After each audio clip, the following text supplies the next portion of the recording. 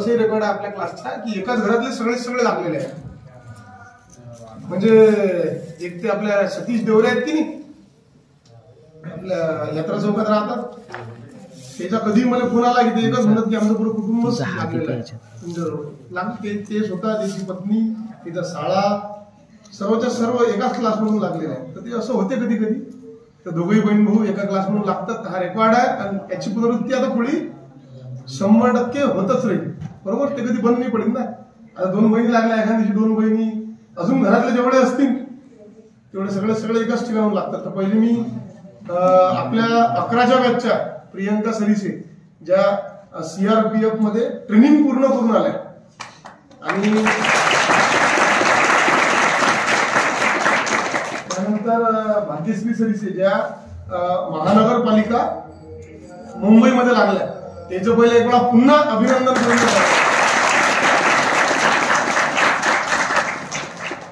आता आपण त्याला प्रश्न विचारायला सुरुवात करू. त्यासाठी मला आलं किंवा आता जे कोविडमुळे जागा कमी निघून राहिल्या, किंवा दुसरी महत्वाची गोष्ट किंवा फिजिकल कसं असते, काय असते, आता त्या मॅडमनं ट्रेनिंग पूर्ण केलं. तर ट्रेनिंगचे अनुभव आपल्याला संघमित्र दांडेंनी सांगितले होते. ट्रेनिंग तर ते आसाम रायफलचं ट्रेनिंग होतं. मॅडमने मी विनंती करतो की त्यांना CRPFचे ट्रेनिंगचे आम्हाला अनुभव सांगावे. आणि त्यानंतर अभ्यास, त्या दिवशी अमोल गावंडे आणि प्रवीण चव्हाणला सांगितलं की अभ्यास किती वेळ करावा लागते आणि अभ्यास कसा करावा लागते, किती वर्ष करावं लागते, किंवा म्हणजे अभ्यास करताना काय काय अडचणी येतात. मी मॅडमला विनंती करतो की त्यानं आम्हाला एक करून अभ्यासाच्या काही पद्धती, किंवा तुम्हाला काय अडचणी आल्या त्या, किंवा तुम्ही त्या अडचणी कशा साध्य केल्या, आणि जे कठीण ट्रेनिंग असते CRPFचं ते कसं पूर्ण केलं, तर त्याच्याबद्दल माहिती सांगावी. कोण सांगतो पहिले?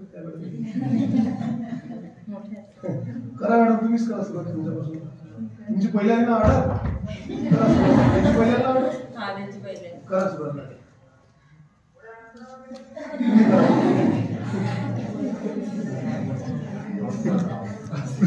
आपलं मनोबल आहे त्यांच्या ऑर्डर सामान्य आधी तुम्ही बोलतात त्या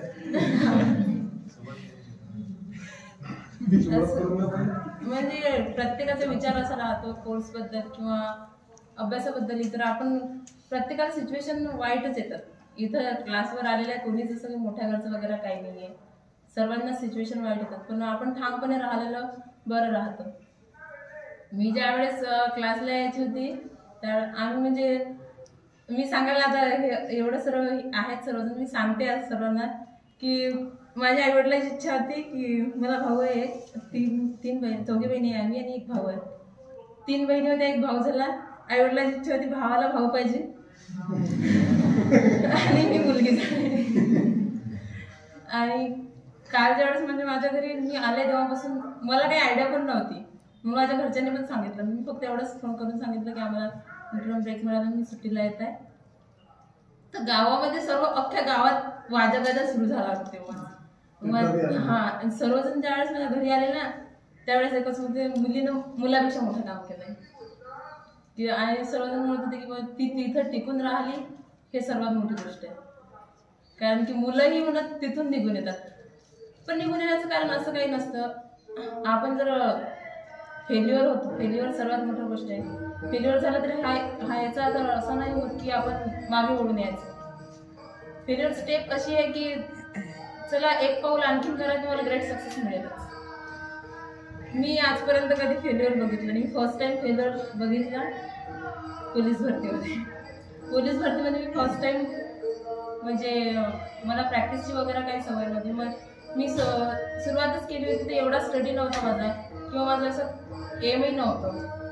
ज्यावेळेस मी 10thला होते त्यावेळेस सर्व मुली म्हणजे असं चालायचं की ग्रुपमध्ये डिस्कशन चालते, तुला सर्वात जास्त मिळतील, तुला सर्वात जास्त मिळतील. मी आपली गप्प बसायची, मला आयडियाच नव्हती की आपण असं स्टडी करतोय म्हणून. ज्यावेळेस माझा रिझल्ट आला त्यावेळेस जे बोलणारे होते ते सर्वजण घरात निघून गेले आणि माझ्या घरी लोक पेढ्याचे बॉक्स घेऊन आले की मुलीला सर्वात जास्त मार्क्स पर्सेंटेज मिळाले. त्याच्यानंतर मी स्वतःला असं वाटलं की चला आपण स्टडी चांगल्या प्रकारे करू शकतो, आपल्याला जर केलं तर बेस्ट करण्याचा प्रयत्न करू शकतो. मुली सर्वांनी घेतलं. मग त्यानंतर मी कॉमर्सला ॲडमिशन घेतली होती. त्यावेळेस सिच्युएशन अशी झाली होती की म्हणजे माझ्या घरच्यांचा खूप सपोर्ट आहे. माझ्या घरी काहीच नव्हतं, पैसे 5,000 नव्हते. त्यावेळेस डॉक्टरांनी म्हणजे मला कावीळ झाला होता. डॉक्टरांनी सांगितलं की या मुलीला सध्या आत्ताच्या आता तुम्ही हिला ऍडमिट करा, नाहीतर ही कोमा जाऊ शकते.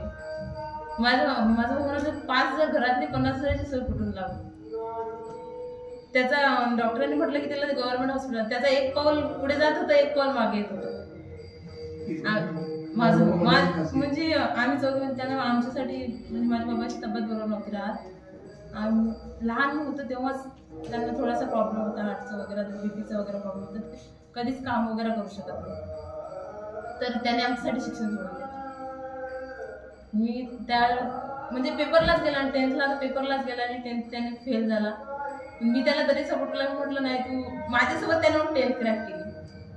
10th मध्ये त्याने ते विषय क्लिअर केले. आता त्याला म्हटलं जबरदस्तीने त्याला ग्रॅज्युएशन करायला लावलं, त्याला पशुवैद्यकीय करायला लावलं. म्हणजे आम्ही शिकलो तर तू मागं नको राहणार. पण त्याने खूप केलं. म्हणजे आहे तो माझ्यापेक्षा 2 वर्षांनीच मोठा आहे, पण त्याने वडिलांची पूर्ण जागा घेतली आमची. सर्व त्याने केलेलं आहे. किती वर्षापासून आले तुम्ही इथं? मी 12th झालं तेव्हाच आले होते. मी असं ओरली टेस्ट राहते त्यावेळेस असं मॅडमने विचारलं होतं की व्हॉट इज युअर एम, जर विचारतात त्यावेळेस मला काही आयडिया नव्हती. मला बस पोलीसचं मी असं सहज सांगितलं पोलीसचं. ज्यावेळेस मी 12th क्रॅक केलं त्यावेळेस मला चांगले मार्क्स होते. तर त्यावेळेस मग घरी येणारे लोक सांगत होते BCA कर, MBA कर, असं काही काही सांगत होते. ताई क्लासला होते.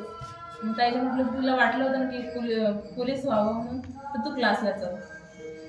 मग मी माझी सुरुवातीला बॅच होती, 11वीच बॅच होती. तिकडला कुलटचा हॉल होता. कुलटच्या हॉल त्याच्या मागे एक हॉल होता, सोळंकेचा हॉल. तिथून सुरुवात केली होती मी सोळंकेच्या हॉलवर.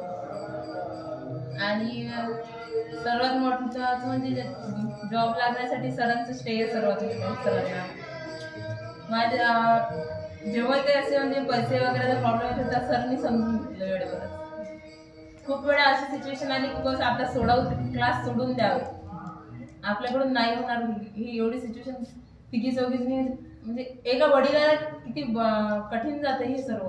तिघी चौघी मुलींना शिकवलं, मुलांना राहावं. तुम्ही लहान आहे घरात सर्वात? सर्वात लहान. त्या दोघी बहिणी तुम्ही दोघी लागल्या? दोघी लागलेला आहे. एक अभ्यास करते घरी आणि एकीचं लग्न झालेलं आहे. आणि भाऊ शेती पण बघतो आणि हे पण करतो. पोलीस भरती कोणती दिली होती? मी 2018ची. 2018ची. कुठे दिली होती? नागपूरला. ते कशी काय म्हणजे पहिलीच परीक्षा? माझी पहिलीच होती ते. आणि कोणीतरी आपल्याच क्लासचे मॅडम होते, त्यांनी असा गोळा फेकला तर डायरेक्ट गोळा माझ्या पायाला दिसला. त्यावेळेस माझं तेव्हाच मत गेलं. आणि माझी पोलीस भरती 4 दिवस राहते. गेली होती मी, तरी पण गेली होती, ट्राय केलं होतं.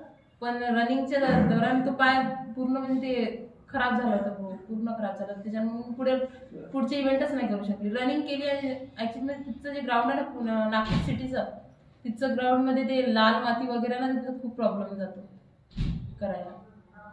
मुलींची खूप हालत खराब. परीक्षा दिली CRPFची स्टाफ सिलेक्शन. हां, मी 2017 मध्ये क्लास लावले होते आणि 2018 मध्ये हा फॉर्म होता.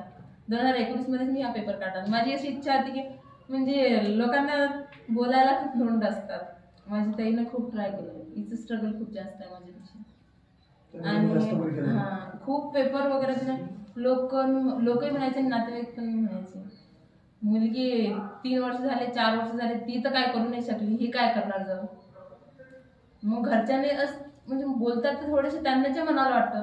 मी एकच म्हटलं होतं माझ्या बाबाला दादाला, एकच म्हटलं मी फायनल पर्यंत क्लास करीन, फायनलला तुम्ही माझं फायनल करून टाका, मला काही प्रॉब्लेम येणार नाही. पण मी फायनल पर्यंत क्लास करीन, फायनल पर्यंत माझं जर काही झालं तर ठीक नाही. आता लागलं तुम्ही आता फायनल इयर मध्ये होते की सेकंड इयर मध्ये जेव्हा लागलं? मी ज्यावेळेस लागली त्यावेळेस माझा सेकंड इयरचा रिझल्ट नव्हता लागला. लिस्ट आली होती त्यावेळेस माझा रिझल्ट लागला. त्यावेळेस माझा सेकंड इयरचा रिझल्ट, माझा हा रिझल्ट आला, त्याच्यानंतर माझा सेकंड इयरचा रिझल्ट आला.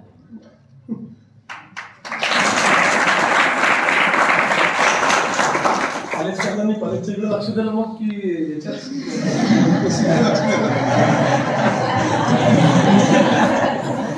हा महत्वाचा प्रश्न आहे. कॉलेज ट्युशन करायची, पहिले फर्स्ट इयरला ट्युशन करायची पिंजरकर सरांची, तिथून कॉलेजला जायची, 11ची बॅच असायची, तो 10:30 ते 10:30चा ब्रेक असतो, त्यातून निघून पडायचं. 2 वेळा सरांनी पांडे सरांनी पकडलं गेटवर, कुठं चालला म्हणून. सरांनी खूप बोलले. सर म्हणायचे तुम्ही त्या क्लासलाच जाता, त्या क्लासवरूनच तुम्ही लागाल. म्हटलं सर एक दिवस त्या लागूनच जाऊ.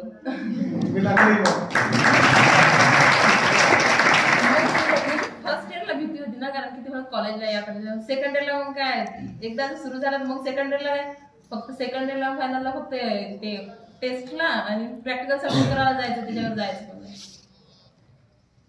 प्रत्येकानं आपल्यामध्ये स्वतःमध्ये एक जिद्द ठेवायला पाहिजे. प्रत्येकाच्या असते, सर्वांना सोयी सुविधा उपलब्ध असतात काही जणांना, पण अडचणीतला व्यक्ती जास्त लवकर समोर जातो, त्याला जाणीव राहते की आपण काय करतो.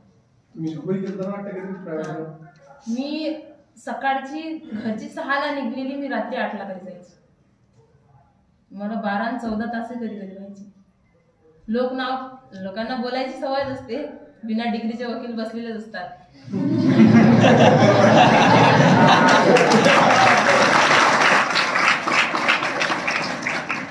असं नाही म्हणायचं की लेट का झाला मी, हा आज पण ऍटो मिळालाच नाही वाटते, हा नाही मिळाला. कारण की ऑफिस मध्ये ते माझं बीकॉम होतं, बँकेचं वगैरे नॉलेज आपण करतो ना कोणती गोष्ट तर मग चांगल्या प्रकारे करावी. ट्युशन वगैरे करायची, बँकेचं नॉलेज मी घेतलं होतं त्यावेळेस.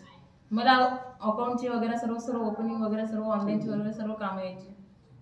मी तिथं काम करायचे. मग एखादं अकाउंट ओपनिंग वगैरे करायला लेट झाला मग रात्री 8 वाजायचे. आणि तिकडून गावाला जायला म्हटलं तर मग बराच वेळ होत होता.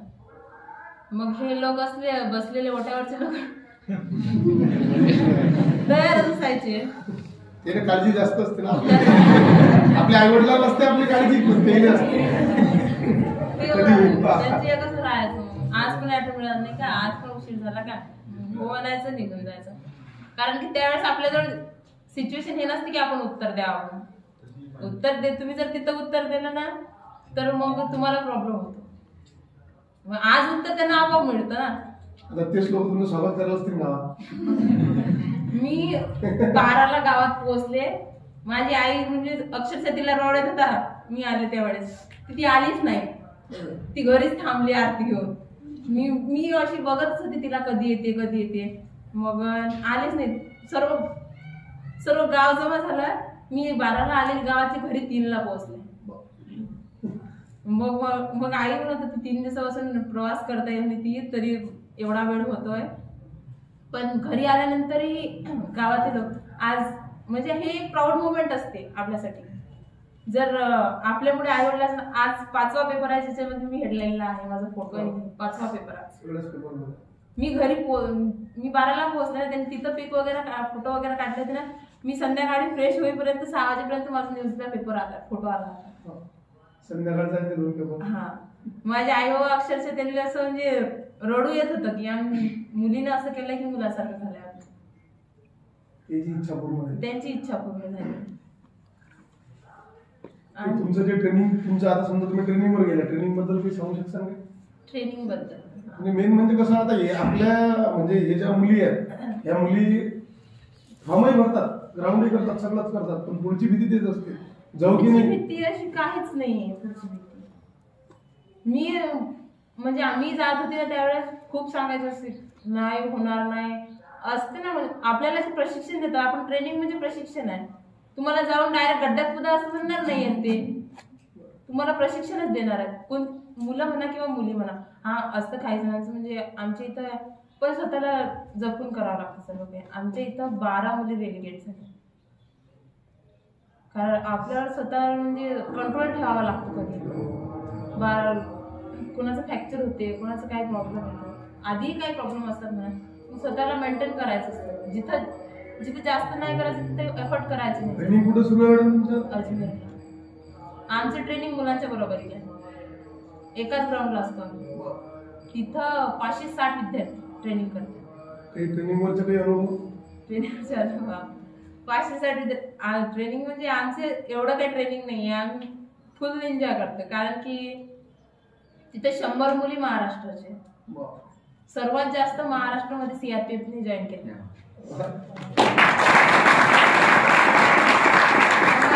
वेस्ट बेंगॉल वगैरे 40-50 अशा मुली आहेत. UPच्या तिथं 76 मुली आहेत. पण अशा सर्वात जास्त महाराष्ट्र आहे तिथं. आणि तिथं मग महाराष्ट्रानंच दांगो करून सोडलं.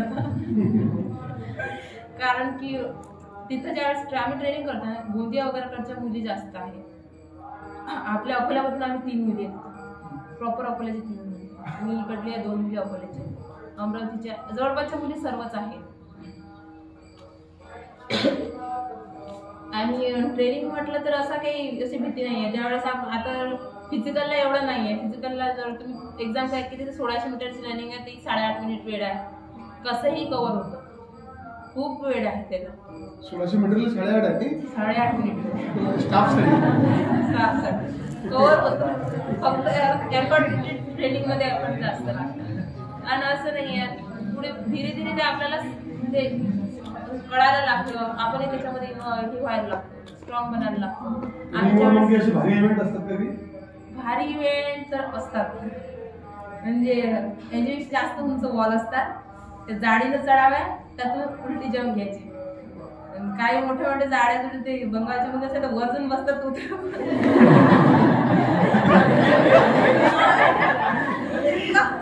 खूप एन्जॉय खूप करतात ट्रेनिंग. ते वर जाऊन त्या पोलवर बसले ना की त्यांना सर मॅडम खालून उतरा उतरा उतरो नीचे खालून गोटे मारून काय नाही सर हम नाही उतरेंगे. चढून तर जातात, पण उलट यायचं कसं, तिथं खूप प्रॉब्लेम जाते. ऑब्स्टिकल असतात त्याच्यामध्ये. आमची म्हणजे जास्त आहे, ग्राउंड मोठा आहे, त्याच्यामुळे 750 मीटरचा एरिया आहे तो. त्याच्यामध्ये सर्व 13-14 इव्हेंट असतात, जेव्हापासून खूप उंच असतात ना. पण हे जे रनिंग वगैरे करतो ना, त्यामुळे आपली बॉडी वगैरे तेवढं हे होऊन जातं की आपण कव्हर करू शकतो. आम्हाला तर फक्त प्रॉब्लेम तिथे एवढाच जातोय की आमची जी रनिंगचा जो ट्रॅक आहे ना, ग्राउंडचं म्हणजे बाकी ऑप्टिकल वगैरे जे असतात ना ते मोठे आहेत, पण रनिंगचा जो ट्रॅक आहे तो 400 मीटरचा आहे. जास्त फेरी नाही. आमची जेव्हा लॉंग रनिंग होते त्यावेळेस आम्हाला तिथं चामुंडा माता मंदिर आहे, ते आता इतकं उंच आहे की खूप जास्त. जर खालून बघितलं तर डायरेक्ट वरून टोपी पडली, एवढं उंच आहे. तेच ते आम्हाला चढायला लागलं. प्रत्येक वेळेला 5 किलोमीटरची ज्यावेळेस रनिंग होती त्यावेळेस तेच चढवायला लागलं, कारण की तिथं दुसरा रोड नाही. फोयसागर झील आहे ना राजस्थानची, तिकडे. आणि बाकी इकडे तर आज तरी म्हणजे जे हे असते विक्रमच्या आधीचं ट्रेनिंग असते तेच जास्त ट्रेनिंग हार्ड राहते. आता आम्ही इथून गेल्यानंतर तर काही ट्रेनिंग जास्त राहत नाही, कारण की त्यानंतर रूट मार्च असतात. रूट मार्च मध्ये तर जास्त म्हणजे भारी जात नाही म्हणा. ज्याचा स्टॅमिना चांगला बनवलं, जर तुम्ही स्टॅमिना चांगला बनवला तर काहीच भारी जात नाही. या वेळेला आमचं 12.5 किलोमीटर, आम्ही ज्यावेळेस आला 12.5 किलोमीटरचं रूट मार्च करणार. जे मॅडम पहिले तुमचं फिजिकल सुरू होतं त्याचा फायदा होतो ना, त्याच्यात स्टॅमिना बनते. हा, स्टॅमिना. आता रनिंग काय फोर्स मध्ये रनिंग नाहीये. 5 किलोमीटर सहसा कोणी पण करते 5 किलोमीटर रनिंग. आपल्या इथं मुली 5 किलोमीटर रनिंग करतात. ज्यावेळेस तुम्ही 1600 जाता, जेव्हा तुम्ही पोलीस भरती मारता 5 किलोमीटर सहसा तुम्ही करतात. त्याच्यामध्ये पीपीटी आता जे रनिंग करू राहिले समजा ते पुढे काही तुम्हाला त्या रनिंग मुळे भारी जाणार नाही. फक्त बीपीटी जे राहते ना ती जास्त भारी राहते. त्याच्यामध्ये बीपीटी मध्ये म्हणजे रायफल सोबत असते आणि बाकीचे आपल्या याला वजन राहते, वर्दी, त्याच्यामध्ये पोच, पिट्टू, अँकलेट वगैरे ते सर्व राहते ना. रबर बूट राहतात, त्याच्यामुळे तो कव्हर होत नाही. बाकी पीटी वगैरेचं असतं, पीपीटी असते. पीपीटी 2.4 किलोमीटरची असते, तर त्याच्यामध्ये काहीच राहते. 13 मिनिट असतात, 16 मिनिट असतात पासिंगला. आणि प्रत्येक वीकला टेस्ट राहते, रिटर्नची टेस्ट राहते. रिटर्नच्या टेस्ट मध्ये सर्वात म्हणजे ट्रेनिंगचा जर सर्वात विचार केला तर लेक्चर राहते ना सर्वात बेस्ट आहे. ते कोणाला शिकवतात समोरचे हेच पडत सर्वांच्या मंड्या खाली. कारण ट्रेनिंग करून इतकं थकलेलं असतं सर्वच की आम्ही विचार करतो कधी कधी आपल्याला सर्व इकडे असं वगैरे बघितलं ना, चारीकडनं सर्वांच्या माना खाली असतात, बुक ओपन असते, सर्वांच्या माना खाली डोळे लागलेले, समोरचा कोणाला शिकवत आहे काहीच माहित नाही. तिथं सर्वात जास्त टाइम मिळतो. बाकी इकडे तर कटीच कट मारता येते. एका मिनिटामध्ये तिथं सेकंद काय आहे, तर हे सर्वात वेळेचं सर्वात जास्त इम्पॉर्टंट कळते तर फोर्स मध्ये. 1 मिनिट काय आहे, 1 सेकंद काय आहे हे तिथं कळतं. ज्यावेळेस ट्रायल राहते 1 मिनिट ड्रिल राहते, तुम्ही 1 मिनिटात जर परत आले नाही तर तुम्ही पुन्हा चक्कर दायने से जाएगी बाहेर से आगे, ते एकच म्हणतात. कोणती थोडीशी जर चूक झाली, शिस्त सर्वात जास्त महत्वाची लागते. सर आम्हाला सांगत होते कि घर का आया फोर्स में बदल सकता है, लेकिन फोर्स का काही नाही बदल सकता, काही नाही सुधरेगा वो. कारण ते चेंजेस असे करून टाकतात. टाइम पंक्च्युअलिटी खूप जास्त असते. थोडं जरी लेट झालं तर. या पेपरमध्ये किती मार्क होते तुम्हाला आपल्या याच्या SRPF CRPF? मला 65. 65. म्हणजे मला आयडियाच नव्हती त्यावेळेस. माझा हा सेकंड पेपर होता. मला फॉर्म भरायच्या वेळेस आयडिया नव्हती की CRP काय आहे, CISF काय आहे, SSB काय आहे, याच्याबद्दल कोणतीच आयडिया नव्हती. मी ज्यावेळेस कॅफेवर गेले तर त्या कॅफेवाल्यांनी म्हटलं प्रिफरन्स कसं द्यायचा, म्हटलं मला आयडिया नाही. म्हणजे जागा जशा तशा टाकू का, म्हटलं ठीक आहे तसं टाकून द्या. त्यांनी जशी जागा होते तशा टाकल्या. CRPच्या त्यावेळेस खूप जास्त जागा होती. आणि OBCची मला वाटतं CISFची लिस्ट पण 63 वरच होती. ती लागली असते. मी अविनाश सरांशी बोलले पण होते त्याबद्दल. सर म्हणत होते मग मॅडम तुम्ही प्रिफरन्स कसा टाकला. ते सरांनी मला त्यावेळेस तुमची खूप मोठी चूक झाली म्हणा. सर चूक झाली तर मला त्याच्याबद्दल तर काही बोलू शकत नाही. मी खूप प्रयत्न केला. मी सरांनाही म्हटलं होतं की सर हे चेंज होईल का. सर म्हणून नाही, ते चेंजच नाही. तुम्ही ते एकदाची चूक असते ना, ते एकदा झाली ना. मला ज्याही मुलीने विचारलं, मला 2-3 मुलीची इथून क्लासमध्ये फोन आले होते की आम्ही प्रिफरन्स. म्हटलं ते चूक कोणीच नका करू. माझ्याकडून जी चूक झाली ते चूक कोणी करू नका. पण गेल्यानंतर असं जेवढा CRPची भीती होती ना, तेवढी CRPची भीती तिथं काही राहिली. ट्रेनिंग पाहिल्यावर चांगलं वाटलं तुम्हाला? पहिले आमची फायरिंग झाली होती ना, फायरिंग मध्ये भीती लागत होती. म्हणजे आपण आता साऱ्याच मध्ये झालं, थोडासा आवाज झाला की कानात हात जातो मुलीचा. आणि मी ज्यावेळेस तिथं उभी होते त्यावेळेस मला, पण ज्यावेळेस 4,500 राऊंड फायर झाले आणि तिथं ठामपणे उभं होतं, घरी आल्यानंतर कान सुन्न पडले, त्यावेळेस त्याचा आवाज सर्व निघून गेला. आता कितीही फायर झाला तरी म्हणजे तुम्ही प्रयत्न करा. ज्यावेळेस तुम्ही त्याचं जाल ना त्यावेळेस काहीच वाटणार. 1 राऊंड फायर झाला त्यावेळेस अशी भीती वाटली, मला 5 राऊंड फायर करायला दिला त्या सरांनी. मी फायर केलं, अक्षरशः ती बंदूक खाली सोडून दिली. कारण माझी ती भीती गेली. सर मला सर उभेच होते. सर मला आता भीती गेली का तुमच्या मनात. म्हटलं हा गेली म्हणून. पण त्याच्यानंतरही भीती लागत होती. पण त्यांनी आम्हाला तिथं 4,500 राऊंड फायर झाले. एक सकाळी 3:30ला निघालो आम्ही. रात्रीच्या 2:30ला निघालेलो आम्ही. दुसऱ्या दिवशी रात्री आलो 8ला नाम लागलो. एवढ्या बरोबर लगातार फायर चाललं ते 30 घंटा फायर. बटरेंज राहते 100 मीटर पर्यंतची बटरेंज राहते. टार्गेट समोर लागले जंगलामध्ये राहते ना, ते काढलेलं असते. नाही, मोठी बिल्डिंग आहे, अशी बिल्डिंग राहते. जसं थिएटर असते ना बस तसंच टाईप. स्टेअर वगैरे असतात मागे बसायला, ते बसलेले असतात तिथं. आणि पोझिशन वगैरे घ्यायला हे असतात, बोटे वगैरे केलेले असतात. आणि समोर टार्गेट राहिलेलं राहते, वर टार्गेट राहते. जर वर फायर झालं तर आधी म्हणजे टार्गेटही चेंज राहतात. मूव्ह वाले टार्गेट राहतात, 1 by 1 चे टार्गेट राहतात, छोटं मोठं टार्गेट राहतात. हा झालं पाहिजे, पण काही मुलींचं होत नाही. आमच्या इथं 20-20 राऊंड फायर केले मुलीने, 19 गोळ्या वॉशआउट करून टाकल्या. कुणाचे कुठं लागलं काही दिसले नाही. मला म्हणजे फायरची सर्वात जास्त भीती होती. ज्यावेळेस मी जॉईन केलं त्यावेळेस फायरची, कारण की मला चष्मा लागलेला होता. कोणती बंदूक असते मॅडम, साधी की कोणती? तिथं बंदूक सर्व असतात, सर्व बंदूक. कोणती बंदूक घेऊ शकतो? नाही सर, म्हणजे आधी शिकवतात ते कोणत्या बंदूकमध्ये कसं राहतं. त्याच्यानंतर त्याची चाल वगैरे शिकवतात की कसं फायर होणार, याच्यातून तुम्ही कसं पोझिशन कशी राहणार, काय राहणार ते आधी शिकवतात. त्याच्यानंतर त्याचं फायर चालते. पुन्हा दुसरी बंदूक रायफल येते, दुसरे असं शिकवतात. आमच्या आतापर्यंत तर कोणतंच म्हणजे इन्सासच फायर झाला. ते इन्सास राहते ती लेइंग पोझिशन मध्ये जास्त करून राहते. AK-47 आहे. AK-47 खतरनाक राहते. ती सॉफ्ट राहते पण त्याच्यामध्ये बोट वगैरे जास्त कापतात. मी फायर करायच्या आधीच माझं इथून पूर्ण बोट काढलं होतं त्याच्यामध्ये. ज्यावेळेस आपण ते कॉक करतो ती अशी पातळ राहते ना, त्याच्यामध्ये कटायची खूप भीती राहते. सॉफ्ट राहते, इझिली फायर कॉकिंग होऊन जाते तिचं. पण त्याच्यामध्ये ना खूप जपून पाहावं लागते. असं जर तुम्ही झालं तर तुमचं बोट गेलं असतं. इझिली बोट कटून जाते. इन्सास सर्वात जास्त चांगले राहते. इन्सास मध्ये म्हणजे लाकडाचं वगैरे त्याला बट वगैरे सर्व समजत राहते. खरंच पण सगळं नोकरी दाखवते का रे? आपले तर स्वप्न जर आपण समजा पिक्चरात पाहिली, नाही तर पिक्चरात पाहिली आणि टीव्हीवर पाहिली, टीव्हीची खोटी ती खरी काय पाहिली होती माहिती बोलते जेवण असते. तुम्ही वर्णन करून सांगितलं म्हणजे राहतात, खतरनाकच राहतात जवळपास. आता माझ्या ज्यावेळेस आपण जॉईन होतो ना त्याच वेळेस एका सैनिकच्या नावानं, एका सोल्जरच्या नावानं 2 रायफल लावतात ते. म्हणजे त्या रायफलची स्वतःची जिम्मेदारी राहते ते रायफल. इन्सास तर सर्वांनाच कंपल्सरी राहते. आणि मला तर माझ्या नावाने 2 होत्या. मोटार होती एक 550 मोटार आहे, ज्यामधून ग्रॅनेट फायर होता.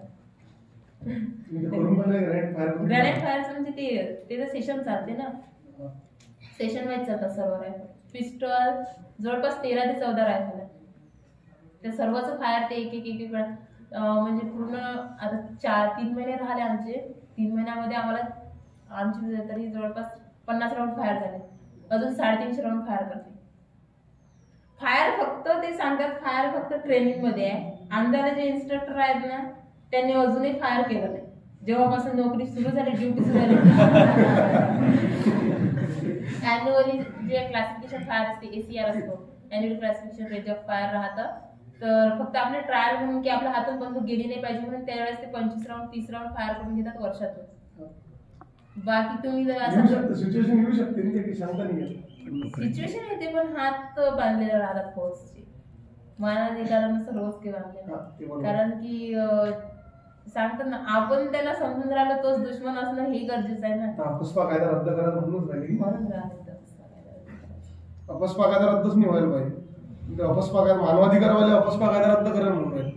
अपस्पा कायदा जर रद्द झाला तर मग देशाची सुरक्षितताच चालली गेली. मानवाधिकारमुळेच सर्वात जास्त प्रॉब्लेम येतात फोर्स करायला.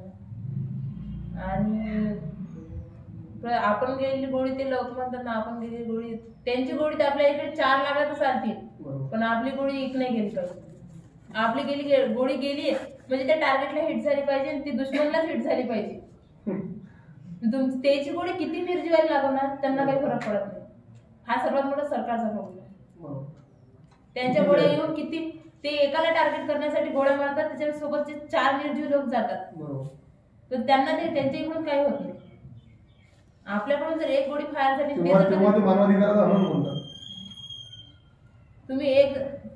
तुम्ही जर कॉक म्हणजे एका सोल्जरनं कॉक जर केलं ना भऱ्या पब्लिक मध्ये, जर कॉक जर केलं ना तर त्याच्या नोकरीवर बाधा येते. तुम्ही कॉक का करू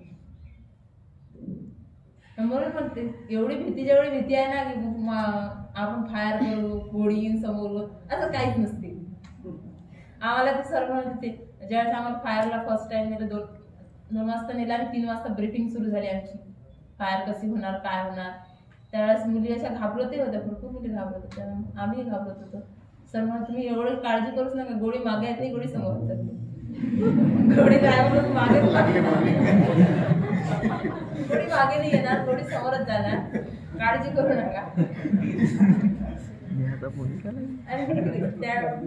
म्हणजे महाराष्ट्र तुम्हाला आधी म्हटलं तर महाराष्ट्राचं हे जास्त झालंय.